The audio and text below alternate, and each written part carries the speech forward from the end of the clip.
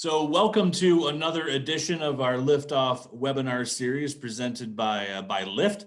Today we're happy to have Logical Owl, one of our newer and smaller members here with the Institute to talk to us about the technology requirements when it comes to running a successful business in 2021 and winning government contracts and everything that kind of goes into that from a technology perspective. Technology is always moving, as we know, and I've talked to Logical Owl previously, the guys there, and it's oftentimes a very personal thing. So very excited for the presentation here today and the advice that they have for everyone on board. Again, my name is Joe Steele. I'm the Senior Director of Communications and Legislative Affairs for Lyft. I want to thank everyone for joining today. Hopefully everyone is safe and well as we continue to move through this pandemic. A few housekeeping items before we get going. I just want to make sure that everyone remembers to put their phones or computers on mute. I think we're all very familiar with Zoom and other video conferencing platforms over the course of the past year. So if you can do us a favor, that would be great because this presentation is being recorded. So we will share it on our Lyft.technology website later on. And you can share it with folks who may not have been able to join or folks that you might think can benefit from the content being provided today. Also, invite you to ask questions. I will facilitate a Q&A after the presentation. So you can utilize the Zoom chat function. You can address the questions to me, Joe Steele, or you can address them to everyone and carry on the conversation that way as a sidebar during the presentation. So again, thanks for doing that, and we will get going here. I do want to share a little bit of information about Lyft for those who may or may not know who we are, what we do. We are one of 16 national manufacturing innovation institutes around the country. We are located here in Detroit, and we are a public-private partnership supported by the Department of Defense and connecting government, industry, and academia. And really, our goal here is to drive American manufacturing into the future through technology and talent development. Connecting the materials, the processes, the systems, and the talent holistically across the manufacturing sector is what we are calling smarter manufacturing. And we believe that on smarter manufacturing rests the future of our national economic security and resiliency. And globally, the next region, the next area that tackles that and is victorious in putting those connecting the materials, processes, and systems and talent together is going to come out ahead. And we really want that to be the United States of America and our manufacturing sector. So we do that, really, we call it solving the manufacturing equation: materials, processes, systems, and talent. We know that putting all those together is really what we need to do to drive American manufacturing into the future. It can't be siloed and focused just on materials, just on processes, just on systems, or just on talent. We want to take the big picture and put it all together to move the manufacturing sector forward. So we do that in two ways here at the Institute. Our technology program, Leading Innovations for Tomorrow, we'll talk a little bit more about that later, and our talent program, Learning Innovations for Tomorrow. So we'll talk a little bit about that later as well. So we put those both together, and that is where we are at Lyft. So a little bit about the technology program, Leading Innovations for Tomorrow. These are our four pillars of technology, the four real areas that we focus on. And as you can see, from the digital side of integrated computational materials engineering to advanced alloy and process development and multi-material joining and agile and smarter manufacturing, you can see in those the connection that we're trying to make between materials, processes, and systems. Not just in one particular area. We're expanding our access to materials, our use of materials, different processing formats, and different processing ways to gain an advantage and move into the systems that we're headed into. So a little bit of deeper dive into those four technology pillar areas. You can take a look and see kind of where we're headed with each of these. You can find more information about these on our website, of course, or reach out to us directly if you have questions. On the talent side of the equation is Learning Innovations for Tomorrow, where we're really trying to look at new learning tools, pathways, and venues. So we have, new tools, which is, our Ignite Mastering Manufacturing curriculum. This is a curriculum that we developed, funded by the Department of Defense, to really open the doors to high school students in particular, to expose them to the world of advanced manufacturing, what it looks like, what materials go into what processing, go into what systems, and really show them what the world of advanced manufacturing looks like, because we know the skills gap in advanced manufacturing exists. We know that it's growing, and it is incumbent upon us to make sure that that talent pipeline is filled and healthy moving forward. And that is why we also have the LIFT Learning Lab here at our Detroit facility. It is perched above our high bay. You can see it in the bottom picture there, where we have state-of-the-art equipment with our partner and member Amatrol, where students will be able to get hands-on experience, both hands-on and virtual experience. Pre-COVID, of course, it's all online now, but able to participate in these hands-on activities, to learn all the different phases of manufacturing, different aspects of manufacturing, while they're overlooking our high bay and actually seeing the work that's going on with our large full-scale equipment and our members that come and do work on the day-to-day basis when it is safe to do so. We also offer, further down the education spectrum, we offer world-class certification programs. Not only are we worried about the jobs of tomorrow, we are also focused on the jobs of today. And there are, a drastic need for folks with skilled trade certifications, whether it be welding, whether it be CNC, other trades. And we offer those certification programs here free of charge for the most part, tuition free for folks in the Detroit area. So I encourage you again to check out, contact us and check out our website to log in and register for those, to learn a new skill, enhance a new skill, whatever it might be. And finally, Operation Next. Operation Next is one of the programs we are most proud of. It started off as a pilot program down at Fort Campbell, Kentucky, to provide opportunities for servicemen and women who are leaving the service 6 months before they leave to earn a certification in an advanced manufacturing career. So they're able to leave the service and basically have a job waiting for them when they walk out the gates, instead of saying, thank you for your service, good luck in your civilian career. We want to start them off on the right path. So we have expanded that now. It is not only at Fort Campbell, Kentucky. We are also providing those opportunities to the Michigan National Guard and Reserve and their spouses and their families. We just announced this week that it's expanded to the Florida National Guard and Reserves and their spouses and families. And we're also working with industry through the CARES Act that was passed last year as part of the COVID-19 pandemic to help small and medium-sized companies provide training for workers to help them get off the mat after the pandemic.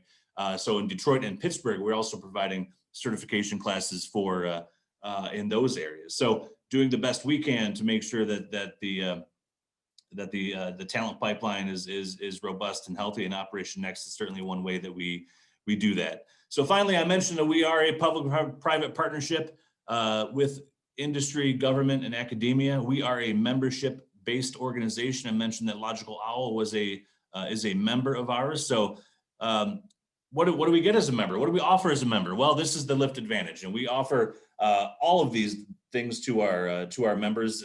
Don't need to go down the entire list in detail, but we are a trusted advisor providing unbiased advice to people. And frankly, we rely on members like Logical Owl to provide their best advice. We're not picking and choosing. We want to give our members the opportunity to share their expertise and share their advice. We are a technology accelerator. I mentioned that earlier, our high bay here and their technology showcase. Our high bay is not only doing the work, but also showcasing the art of the possible, and how do we connect the innovations of today and get them into the hands of the warfighter and into the industry as soon as possible. We are a connector and a convener. We're connecting the highest levels of government and industry and academia and convening them. And that's why we're all here today. So thank you very much for joining. We're convening everyone to learn, how do we move forward? How do we move the needle as it relates to advanced manufacturing and the technology required to do so? We talked about our talent developer.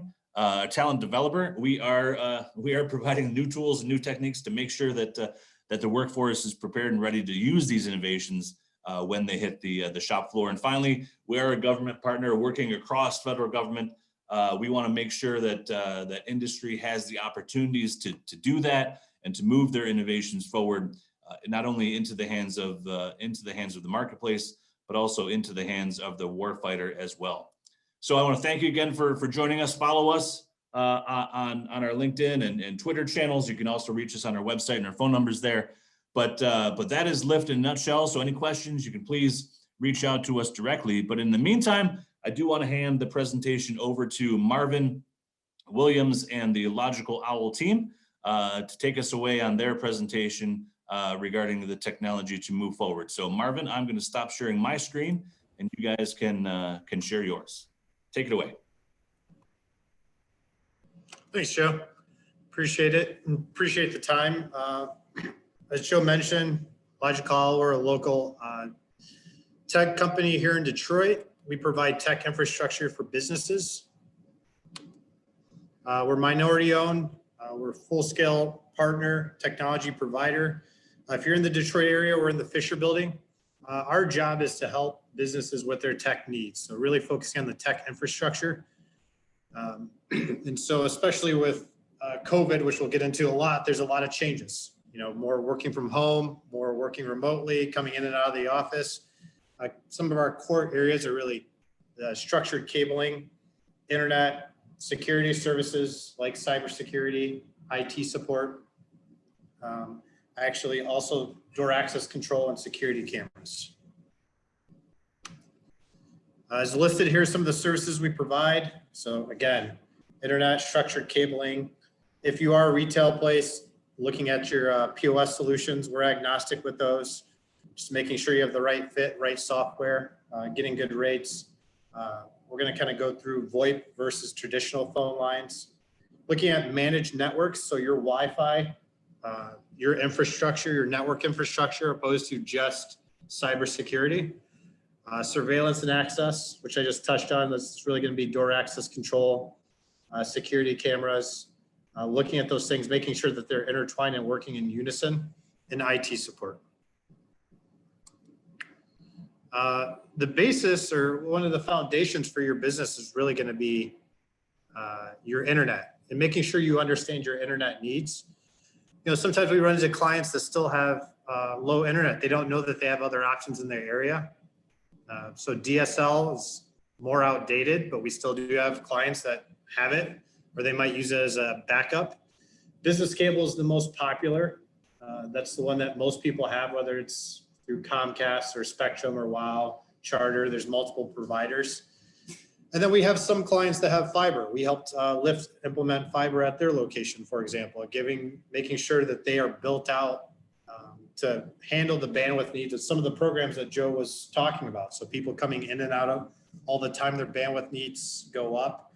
We tell our clients, try to think of your infrastructure that your bandwidth and internet needs are going to double about every 3 to 5 years. You know, we get more Internet of Things. You know, we have more watches, tablets.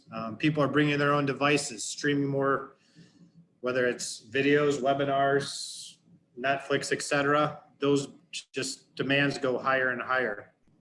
Another thing we tell our clients to do is really try to avoid long contracts.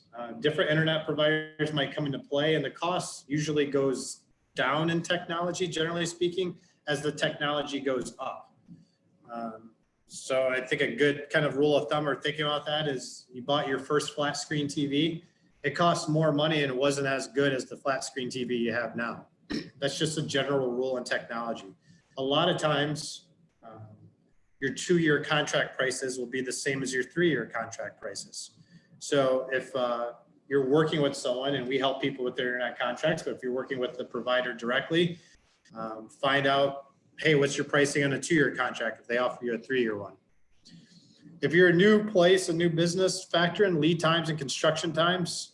Business cable is not like your residential. They might need to do a little bit more work to get there. So keep that in mind.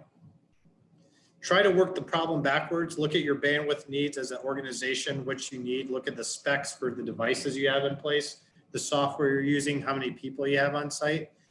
And I always tell people, and this is counterintuitive as a tech guy to say this, but start lower. You can always increase your bandwidth just to try to save money. The tech side of me tells you to be higher and higher because we want more bandwidth, but finding that good balance is important. And last on this, consider backup plans, especially if you have something like business cable, it's going to go out. If the internet's vital to your business and you can't go without it for a period of time, look at backup options, such as bringing another provider in there, having someone set up failover options for you. So if Comcast is your primary, maybe you have AT&T as a backup. Find out what the options are in your area. Structured cabling, especially with our new businesses, we deal with this a lot. It's something that people don't keep in mind. The rule of thumb with this is definitely the sooner the better. The sooner we can get in there and map out a plan, the better.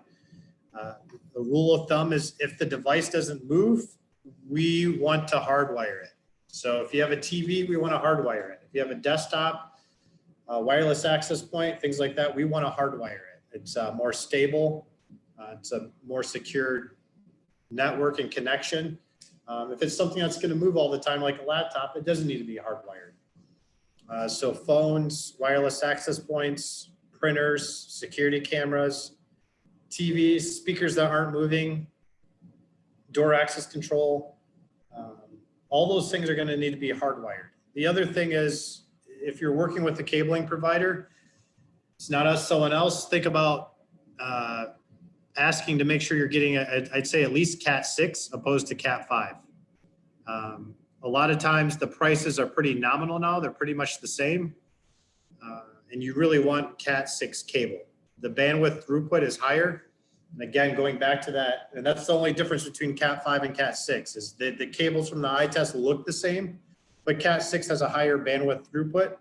And again, going back to my previous slide with the internet, that bandwidth, those bandwidth needs are going to double. So having Cat 6 and paying a couple dollars more, literally a couple dollars more, is more important than saving those dollars and just going with Cat 5e. So making sure your structured cabling provider is providing Cat 6 cable. VoIP versus traditional landlines. We do have people who still have landlines. And a lot of times we're dealing with a client right now, as an example, that they just haven't looked at this in a long time. And I think during COVID, you know, evaluating where you're at from a tech standpoint, financially, and also with your infrastructure, as people might have started working more remotely or looking at different options. VoIP phones are more cost effective. They work off the internet. VoIP stands for Voice over Internet Protocol, and they have a lot more features. A lot of times AT&T as an example has made it very clear that they're trying to get out of running those copper lines or those traditional phone lines, which we call POTS lines, plain old telephone service. They're trying to get out of that business. It's not cost effective for them. They're not making money. Moving over to VoIP will give your business the options to have people work remotely from home. They can use what's called soft phones. So maybe those phone calls come from, on their computer and they can connect that way or through an app on their phone. There's a lot of different options. The technology's moved in that direction. And there's a lot of providers out there. I think one of the biggest things with providers is finding out what their cybersecurity protocol is, making sure that it falls in line with what you're doing, that their costs are competitive, and that you have the features that you need, whether it's reporting, the ability to work remotely, et cetera, that works with your business. With IT support and managed networks, there's a few different things to consider. So one, you're setting up a wireless network, making sure that that equipment matches what your cyber security needs are and also what your bandwidth is. And we have a lot of times where people will tell us, our internet's slow here. They increase their internet speeds with their provider. Well, they haven't swapped out a wireless access point for years. And maybe the throughput on that old wireless access point that they bought off the shelf at insert blank big box store only has 100 meg throughput. And really they're paying for 250 or 300 or even more.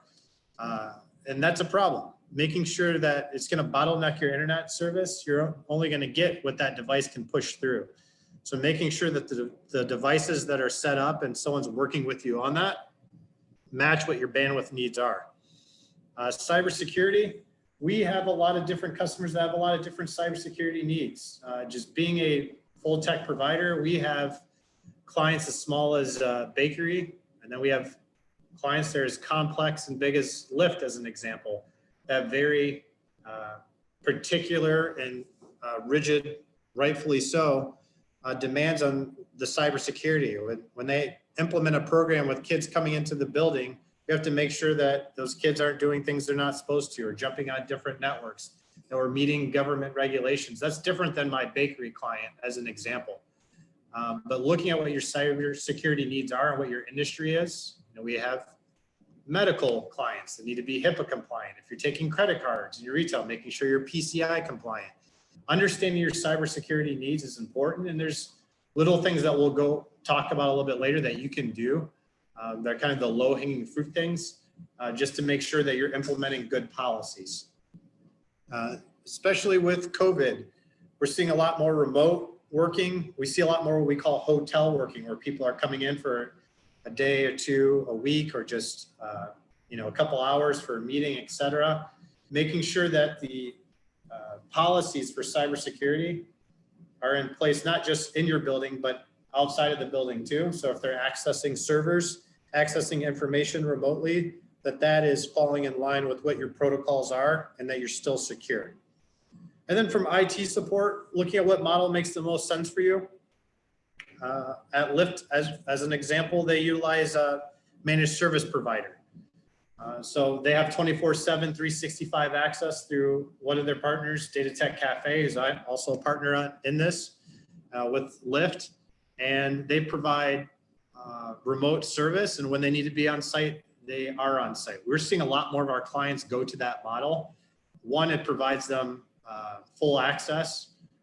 Two, it's more cost effective, generally speaking, than having one IT guy on site. If that IT person goes on vacation or gets hit by a bus, they kind of hold the keys to the castle for your business. They also only have one skill set, where a managed service provider might have 20 or 30 different individuals that could be certified in different areas of IT. That's important. If you're a smaller organization, you might go for what we call a break-fix model. You might get things done directly. And if you need someone to come on site, when something's broken, they come on site and fix it. With your wireless network, we kind of talked about some of these things. Making sure that you have full access to every device on your network. We're seeing, again, more smart devices, and making sure that they all have access, that there's a plan that's mapped out. Again, going back, I can't stress enough your bandwidth capabilities. Looking at basic cybersecurity, a lot of cybersecurity really comes down to what structure you have in place for you and your employees, whether that's basic things like two-step authentication, making sure that maybe it's VPNs are used, other free things. Have a cybersecurity protocol for your business. Making sure those wireless access points can push through that bandwidth, that they're placed in the right places, that you have the appropriate switches and cabling to handle your bandwidth. When we talk about cybersecurity, you hear a lot about the large businesses, and a lot of large businesses have cybersecurity protocols in place. They have teams of people who might do this or outline a service, but believe it or not, the small businesses are the ones that get hacked quite a bit. They don't think that they're susceptible to it.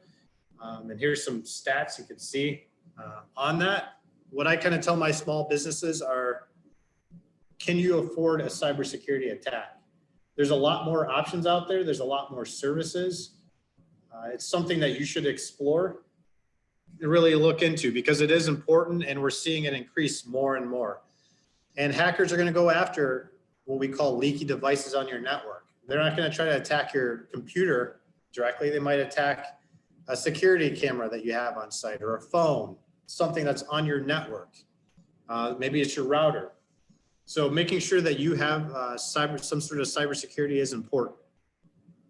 If you're looking for a cybersecurity expert, some of the things that I think you should talk about with them is what firewall they're using. If they're using a firewall, which they should be, it should be a part of what they're providing.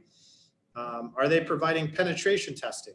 So again, that's done by a third party outside of them that tries to break into your network just to make sure that it's safe.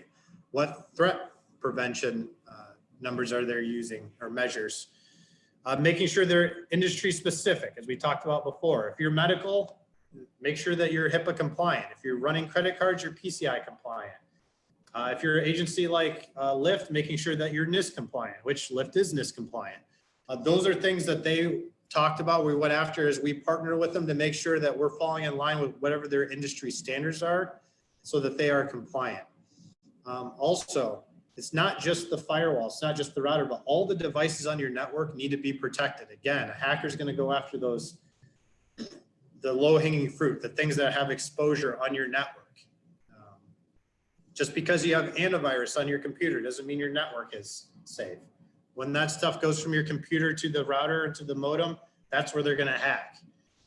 So looking at the Internet of Things, looking as we see more and more people bringing their own devices to the office or to the place of business, making sure that you have a protocol and standard in place, separate networks, VPNs, et cetera, is important. With security cameras and access control, we're seeing a lot more of this. You know, our clients want to see who's coming in where, when, making sure that they have access to everything that's going on site and otherwise. You know, with security cameras, I tell people all the time, it very much is a you get what you pay for type of deal. Security cameras aren't a problem until they are a problem. You know, when someone does something or you need to view what took place, look at those cameras and you don't really have a good view, or you didn't pay the money you should have, your setup wasn't done correctly by a good professional, that's going to be a problem. Whoever you're working with, are they providing monitoring or not? Looking at cloud versus on-site, you know, it used to be on-site was kind of one of the only options. We're really seeing more and more cloud, and we recommend cloud. We think it's a better option. Also, IP cameras versus analog. Again, it used to be all analog. Looking at IP cameras, it's kind of like the phones. You get a lot more capabilities. They can do upgrades. We can do things that we just could not do with analog cameras before. The same goes with door access management. You know, if someone is supposed to be there at 9 o'clock and they're getting there at 9:13 every day, you can be able to see who's coming in when, who has access. You can get full reports. That goes with the gates, that goes with the doors. You can set aside access for only a couple hours. You can give people, you know, codes. There's now access where it's done through your phone, fob readers, pushing in, you know, a number. All those devices can be swapped out, especially with COVID. We've seen a lot more or higher increase of contactless door access. So these are things that you should think about. As I stated before, Logical Owl is a certified MBE, so Minority Business Enterprise. And we are a certified 8A organization if you're going after government contracting. I'm actually going to turn this over to Matt on our team, who heads up this division, Matt Montgomery, and we'll talk about those specifically. All right, Matt. All right. Well, obviously MBE is self-sufficient. You know what that means. We've covered that. But as I get into the SB 8AA, I'll give you a little background on who I am and where I came from. I've been in the business for over 25 years directly in the DoD space. I've served under 4 different presidents for security task and risk mitigation and also security assessments. I worked for multiple groups like NAVDAC, Department of Homeland Security, Customs and Border Patrol, all the 3-letter agencies, and primarily concentrated on State Department work all over the world. So I have a lot of background in security and how much has changed over a 25-year period and how the future is going and what technologies are driving the future. So a lot of people want to know what SBA is. 8A is a set-aside program, basically, that is controlled. 51% of the contract is controlled by the awarded contractee. In this case, Logical Owl is partnering with multiple DoD space groups all over the world trying to solidify the 8A program. Now, a lot of the 8A programs in the past specifically weren't self-performing or were not fulfilling their contract needs. We took a different approach as Logical Owl, knowing that we are bringing parts, smarts, and intelligence to the marketplace to be able to perform the contracts that were actually let, and also have the appropriated partners with past history and understanding and knowledge of those programs to be able to have a fully functional self-award or primary set-aside award under the 8A program. So the 8A program basically is for small disadvantaged businesses, giving you a certain dollar amount and growth criteria for a certain, an 8-year period, basically. Now it's down to a 5-year transition stage. Some of the rules have changed, but ultimately what that means is we can partner with you to go after any government contract under your NAICS code and be the prime on that contract and solidify the chances of you winning that contract 100-fold over what you would do if you just submitted a DoD contract. So we do bring some worth to the table. We bring technology capabilities to the table. As Marvin stated, every contract that's out there has cybersecurity and major concerns on their contracts that whatever we're installing and whatever we're doing is going to comply. And you have to understand, there's 140 different agencies that we're going to deal with in the government sector. They all have their own security mandates. So you really need some technical expertise and some experts behind you that understand what their requirements are, what those specifications are going to be, and how to appropriate that so that you're turning in the proper proposal in order for you to win those contracts. So really that's what 8A brings to the table. That's who we are. We can receive sole source contracts up to a ceiling of $4 million, 6.5 million in the manufacturing. So if you guys are in the manufacturing realm, we can do a direct contract 6.5. It doesn't even have to go out to bid. As long as we can show that we can sole source that contract and have the appropriate partners and capabilities, we can take that contract direct without it going out to bid. So it's food for thought for some of you that are out there and trying to wonder how to do work with the government. It's a great opportunity to partner and actually get into a mentorship protege program that helps us or allows us to use your past performance or any of your capabilities as part of our contract as if we did it ourselves. So it's very imperative for us to have quality partners in the marketplace in all facets of business, and also be able to go after and obtain those government contract capabilities. What are we primarily keying on? Well, out of my 25 years of business with the government, the majority of the contracts that we're in are PIDs, which is perimeter intrusion detection. It could be buried cable, direct cable, it could be fiber optics, it could be censoring devices, it could be bollards, barriers, it could be anything that touches the exterior or perimeter of a building. It also includes the fencing. So Ameristar fencing and some of the razor edge fencing, anything that can handle security or be appropriated for security on the perimeter would fall under the PIDS programs.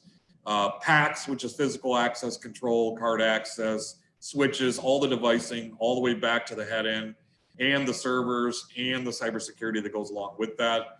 Obviously, we've gone over video surveillance systems, cameras. There's a lot more in the VSS side. They're actually putting ground-based radar and other types of applications, shot detection. All the new technology that are coming out are kind of being bundled under different programs, and you'll see these under these head ends of acronyms of VSS or VMS. VMS is basically the video management system that controls or drives all of your video and card access. Could be a PSIM, which is the next thing. It could be just standard video management systems. We are well versed in everything that's needed for those operations. I've worked on almost every single one of these myself. And then we're talking about intrusion detection, which is your standard, glass break, glass detection, perimeter detection, intrusion detection within the building, and your keypads, and how those are also regulated. Because when you start getting in the government sector, you have a lot of set aside for TS or top security cleared or security cleared spaces internally within a building You're starting to see this much more on the data center side, as well as other operations that are doing work with the government. They have to meet certain criteria and be specifically cyber protected in order to meet the mandates under the contract. We bring that to you as Logical Owl. Then in addition to that, we have the higher end stuff, Northern and Southern Border Initiative. Instead of building the wall, which is what Trump was pushing forever, they're going to virtualize security on the northern and southern border. A lot of these contracts are going to drive high-end, extremely high-end megapixel, 1 to 2 million megapixel cameras, driving it back to radar and ground-based radar, doing all of these assessments, bringing it back to picocell where there is no cell coverage, or utilizing existing cell. We have those relationships with the big boys, the Verizons of the world, the picocell companies like Cornet, the guys that own the patents. We have direct relationship with them, and we have the ability to actually offer that as part of our offerings, as well as being a direct Verizon partner.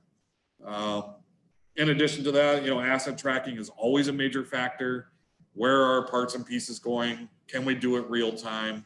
Majority of them are RF based. They're not real time. You can't really see what's going on. We are actually partnering with a company that does real time tracking with real time devicing, so you know where everything is at all times. What that means to different manufacturing components. Parts and pieces move a lot, and theft is a major problem for a lot of companies. We can track those assets and give you real-time information on your most valuable assets that may be disappearing or walking out the door. So that's just an added extra feature. That's basically a general overview of our DoD services and the 8A program. If you have questions, I'd be more than happy to answer those, and willing to work with you in any way I can. I'll turn it back over to Marvin. Thank you. I think at this point, Joe, if there's any questions that people have, we want to make sure we give enough time for that. On the tech portion, I know we've covered quite a bit. Sure. Thank you. And I encourage anyone to reach out directly to Logical Owl. I know they'll have their contact information here up on the screen shortly, but I mentioned that we are a ecosystem. We are a membership-based organization, and trying to work with not only our ecosystem, but break down the barriers to allow folks to work with the Department of Defense. And you see that capability here with Logical Owl. So thank you very much for the presentation. Some good stuff there, and wide ranging from bakeries to DoD, which is fantastic. So if you do have a question, please use the chat function on Zoom here, and we'll certainly get those questions out there. I will say that some of the presentation that you mentioned rang very true with me. I'm at the lift facility right now, actually, so I am my internet here is screaming right along. So much more comfortable here doing this webinar than I am at my home internet, and I'm hoteling, if you will. So I'll be here for a few hours and then have to go home and take care of some business. But so a lot of that rang true, and I wanted to ask. You mentioned that every 3 to 5 years, I think your bandwidth doubles, I think is what you mentioned. So the question is, do you provide that kind of consulting service to either businesses or folks, or I guess folks at home, to actually see what their needs might be based on their business? Because I'm wondering if folks know, what they need to start with, and then you said build up from there. So is that kind of where folks should start?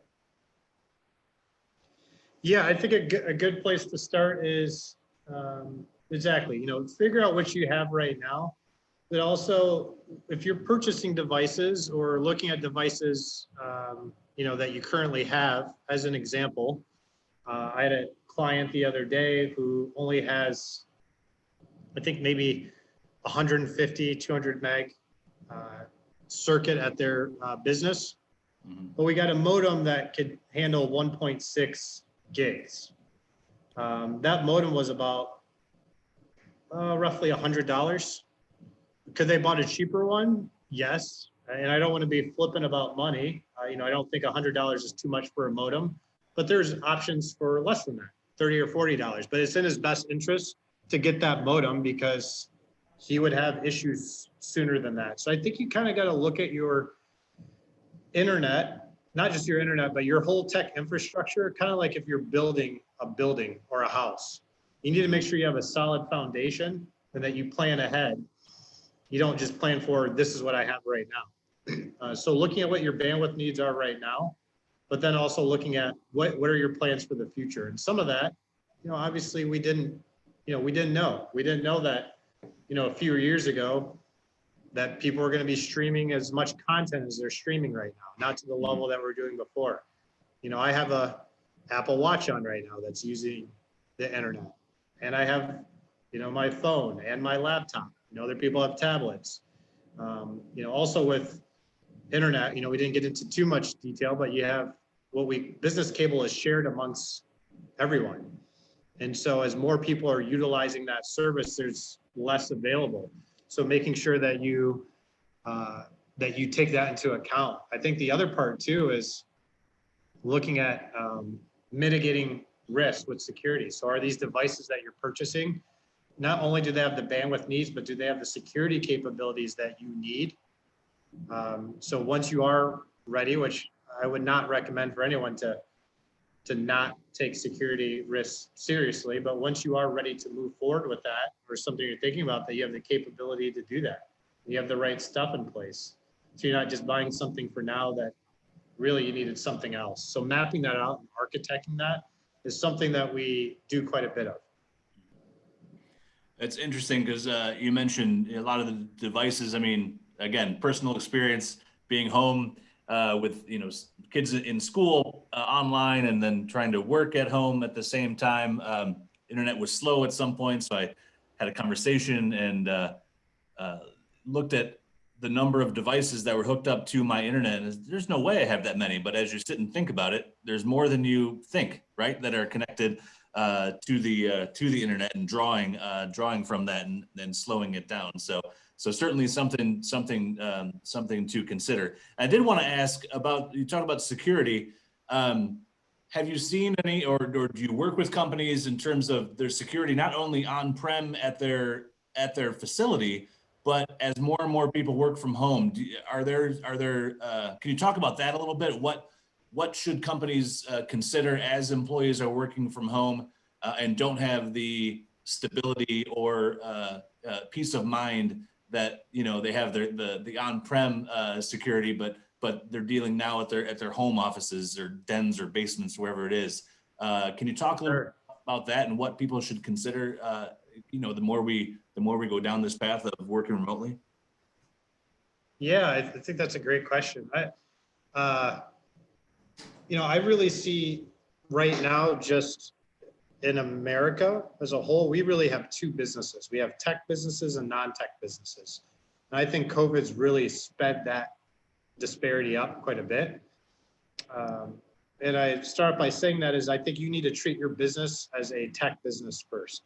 And with that comes obviously at any place and any time that you're able to work in or on your business.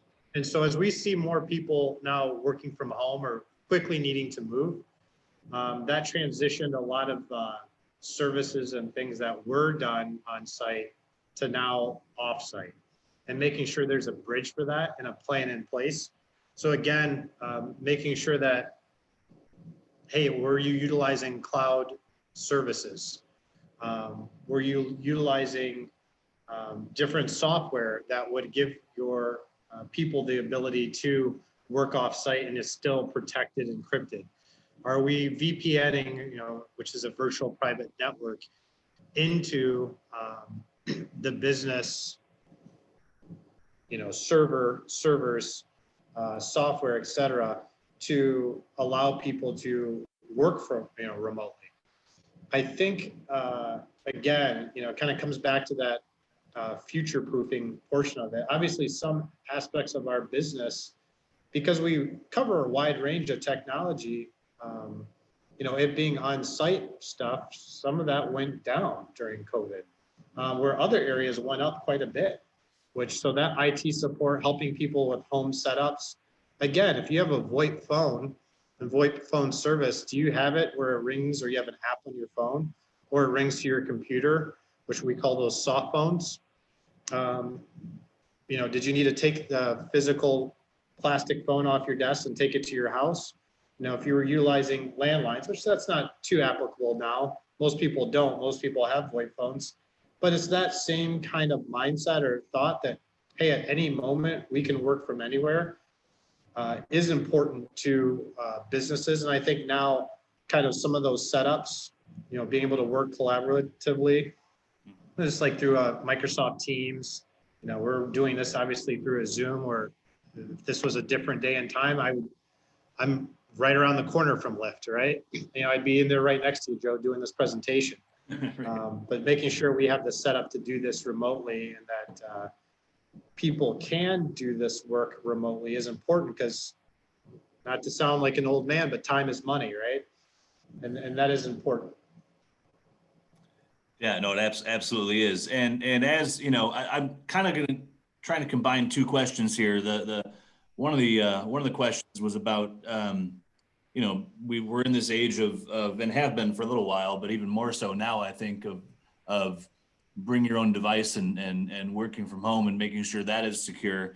But also you have the ability to really buy products from Amazon or wherever from all over the world that may or may not have you know, have be made, you know, in China or made in some other, particularly as we're working with the Department of Defense, to be made somewhere that may have, you know, embedded material that we don't want in there, right? And whether it's monitoring or Sure. ability to at least to monitors to keep those devices secure. So how do we manage that? Do you have any advice on security as it relates to the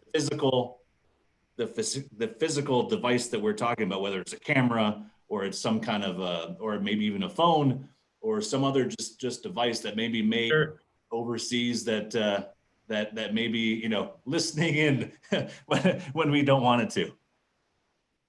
Yeah, no, that's a great question. So we've dealt with that quite a bit. We as an organization decided a few years ago that we were no longer working with Chinese manufactured products. The government, especially over these last few years, has really made a concerted effort to say that if you are doing government contracting, or even if you're not, but receiving funds from the government, that those are, you're susceptible to losing that money or those funds if you are utilizing certain Chinese manufacturers. And so our products that we use are really made in North America, which really amounts to US and Canada for the most part. Mm-hmm. That is very important. You know, if you think about it, you're giving eyes and ears to a device that's very hackable physically to someone else that you don't want. That's a very big deal. So I think making sure that you're looking at the correct or right devices, where they're manufactured, making sure that they have, you know, finding out what those security protocols are that they have. Do they do basic encryption? You know, as people are bringing in their own devices, I guess that's the next part of the conversation. Making sure that you have, and whoever's setting up your network has VLAN set up, you know, virtual local area network. So, hey, if I'm in my office where I'm accepting, you know, I house everyone's social security numbers isn't the same network that, you know, if Matt shows up to my office or his kids show up to my office with their tablet, that device is not on the same place where very sensitive information's on, and making sure that those are separated. Mm-hmm. Those are some basic things that should be done. And these are things that need to be thought about. You need to have a protocol in place for your business with technology, just like you do with hiring and firing people, with HR, et cetera. There needs to be a plan in place. And also you need to make sure that the materials you're using, the equipment you're using, falls in line with those security measures, that they're paired. So I think that the protocol and the equipment match is extremely important. And even with the DoD side of things, Matt has been in DC quite a bit for some years now, but even these last couple of months, and it's a very hot topic in DC right now, making sure that the correct equipment is in place and that we are not giving our competitors, for lack of better terms, competitive advantages, and we're not making ourselves liable. So I think that is important. And it's changing rapidly and often and always trying to keep up, I'd imagine, on your side of the world. So I encourage folks, again, reach out to Marvin Logical Law if you have questions or want some more personalized advice. And Marvin and team, on the other hand, if you have some do's and don'ts or things like that, we would be happy to share those for you and just to give people some awareness on some basics of things that they should look at. Two more questions I think we might have time for. I want to be respectful of everyone's time. You mentioned dealing with smaller companies, but also larger organizations, and I don't know if it matters which one it is. Do you find that this just the technology infrastructure and the thought, the planning behind it is something that companies should invest more time in, or is it something they put off, I guess, let's say, before, and really should have considered it sooner, should have a regular rotation of revisiting it and taking a look at where they're at? It's just a pain, I don't want to deal with it, and so they put it off? Yeah, I find that kind of falls into a few categories. One, you have maybe using those small businesses, they might not know is the one. They just don't invest the time thinking about it. Mm-hmm. The next kind of category with it is they know it's important, but it's kind of on the back burner. Mm-hmm. It's you don't see it, it's not there, type of thing. And then I think the third one that it really kind of falls under is they might be intimidated. There's a lot to cybersecurity. They might think that it's only for large businesses or the cost is not something that's obtainable for them. But in actuality, there's a lot of options now that become more and more cost effective and really catering to small businesses. I also think, and we can send out something for sure is to maybe, hey, here's some low hanging fruit best practices. Mm-hmm. Talking to your partners, talking to the software you're using, finding out, what their security protocols are is important too. But there are options for services that, don't break the bank, and they'll give you, a good level of protection. Nothing is 100% foolproof, but you want to make it as difficult as you can for those hackers that they'll want to move on to something else that's a lot easier. So I think it's something that those small businesses should really stop and invest the time in. No one gets into business to figure out IT solutions, right? Unless you're me, and that's your business. Right. You get into business to do the things you love. So finding either a partner, a trusted partner, someone that you can work with that can help sort this out for you, or taking the time investing and looking to see what options are out there, I think is a vital part of your business. Unfortunately, we're kind of in the business with cybersecurity of selling insurance to people that you don't have to buy insurance, but you should buy insurance. Mm-hmm. And that's kind of what this is. You wouldn't leave your car unlocked and running in the worst neighborhood in whatever city you're in, right? Well, that's kind of what you're doing when you're leaving yourself exposed to these cybersecurity risks. So it's something you really should think about and invest the time in. So one more question, and you just mentioned, you kind of led into it a little bit, which is, you said you're selling insurance to people who may not want insurance, but there's also the flip side, I think, and I hope you can talk about this a little bit, is what are the benefits of partnering with an MBE, a combination of MBE and the SBA 8A? I mean, particularly as it relates to federal government contracting, are there benefits to having a partnership with a company that has those accreditations? Are they sometimes required, or is it just a benefit, or does it matter at all? Yeah, I'll let Matt take that one. Sure. From an SBA standpoint, there are specific contracts that have requirements. There are set aside programs. They have a hard time meeting their mandates for set aside business, and it's been growing rapidly over the last few years.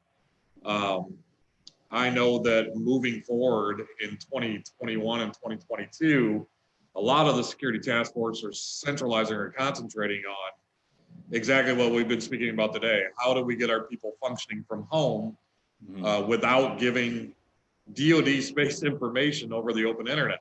And the dark web is a big scare. China is the #1 hacking country in the world. Believe it or not, United States falls in #2. And a lot of United States hacking is done to sell proprietary information over to other countries. So there are huge benefits for 8A programming for partnerships that get you into a lot of contract revenue and capabilities that aren't necessarily openly available to other operational companies by utilizing the 8A program. And there's different ways we can do that, but if there are questions on how to partner, or if you're going after a government space contract, typically there will be a set aside amount or a huge benefit to using an 8A that will help you win that contract if you're partnered with an 8A. Right. Well, I wanted to get that in there because, as I mentioned, as part of our Lift Advantage, I mean, one of the things that we offer is we're a conduit, right, to helping companies work with the federal government, whether it's the DoD or Department of Commerce or whatever happens to be. So, come, as a member, you get to, work with members of ours like Logical Owl. So we're excited to put those partnerships together. So we encourage you to reach out to us here at Lift, encourage you to reach out to Logical Owl. I know we are ending our time here. We got about 1 minute left. So I want to thank Marvin and Matt and the Logical Owl team for the presentation today. Very informative. Again, thank everyone for joining today. And if you do have questions directly, you can reach out to us here at Lift or reach out directly to the Logical Owl team. So thank you very much for that today. Stay tuned. We have another webinar coming up on February 25th. I mentioned Amatrol, our education partner that has equipment here in our learning lab and helps facilitate our Ignite Mastering Manufacturing curriculum. They will be presenting on February 25th. So I encourage you to register for that. And the rest of our webinars coming down the rest of the year. So with that, I want to thank everyone for joining again today and hope everyone has a great rest of the day, rest of the week. Thank you, everybody.